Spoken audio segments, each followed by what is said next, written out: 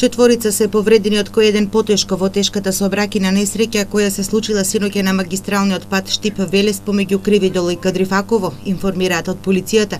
Во незгодата учествувале 3 возила: Volkswagen Golf со штипски, BMW со кумановски регистарски таблички и возило Audi со бугарски таблички. 2 возила се движеле во иста насока, а едно од спротивна страна. Во несреќата со повреди се здобиле возачите во возилата и еден сопатник во кумановското BMW. Со возило на итната медицинска помош биле транспортирани во клиничка. По укажаната лекарска помош се пуштени на домашно лекување. Пациентите на возраст од 21 до 24 години од Куманово, Чифлик и Велес се примени со повреди на главата.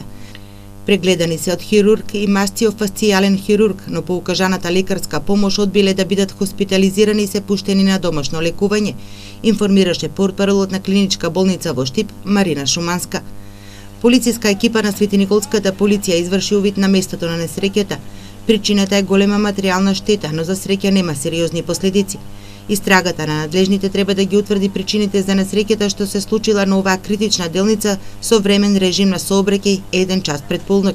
Според анализите на надлежните, неприлагодената брзина кон условите на патот е една од причините што ја загрозуваат безбедноста во сообраќајот. Најчести причини за случување на овие сообраќајни незгоди се конзумирањето на алкохол и неприлагодената брзина кон условите и состојбата на патиштата. Патот покрај Кадрифаково се посочува како црна точка на оваа критична магистрала. Новото сообраќајно решение треба да ги надмине старите проблеми, пред се да ги намали сообраќајните несреќи со последици и зголеми безбедноста.